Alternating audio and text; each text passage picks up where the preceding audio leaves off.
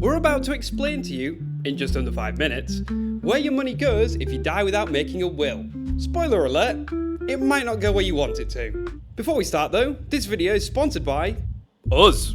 If, after watching this video, you find you need a will, James Legal can help you. If someone dies without a will, it doesn't automatically mean everything goes to the Crown, which is a common misconception. If you are married, everything that you own passes to your spouse, unless you've got children. If you've got children and your estate is more than £322,000, your spouse gets the first £322,000. Everything else is split 50-50. Half goes to your spouse, half goes to your children. Your spouse also gets all your personal possessions. If you own a property jointly, that passes automatically to the co-owner, unless you own it in a different way, where you can direct your share somewhere else. If you are living with your partner, but you're not actually married or in a civil partnership, that partner might not be entitled to everything that you own. In that situation, you might be with a long-term partner, but the children might actually be the people that benefit and not your spouse.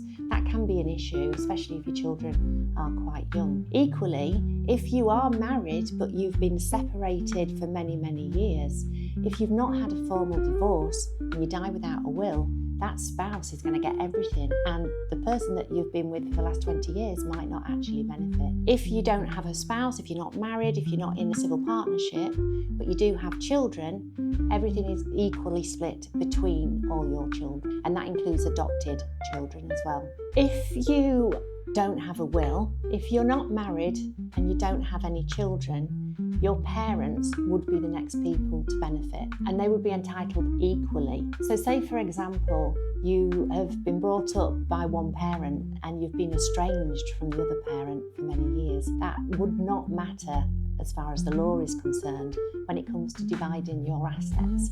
So that long lost dad, mum, whoever that you've not seen for many years could actually be entitled not only to get half of everything you own, but they could equally be responsible for dealing with everything, with the administration, sorting everything out. If you haven't got any parents, but you've got brothers and sisters, everything would be split equally between your siblings of the whole blood. If you don't have brothers and sisters with the same parents, then it would go to half brothers and sisters. There might be some siblings that you've not had a relationship with for many years, or for any reason you might not want them to benefit equally with your other brothers and sisters. Equally, you might have family members that have personal issues. If there's no spouse, if there's no children, if there's no mum and dad and no siblings, then you start going back up the tree. You go to grandparents. Another example where it's a great idea to have a will is, for example, where you might have been brought up by your grandparents.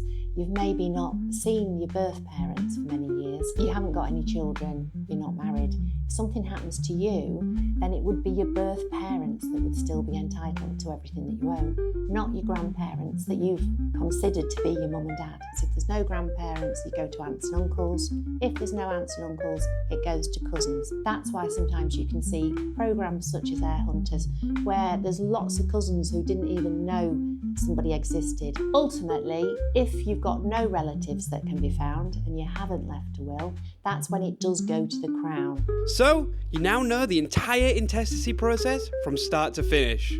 If you did find this video helpful, please click that big red button for more helpful legal videos. Alternatively, if you don't want to subscribe, just like the video so we can reach more people and help them out. Finally, if you do feel like you need a will now, visit our website, drop us an email, or give us a call, and we'll get it sorted for you.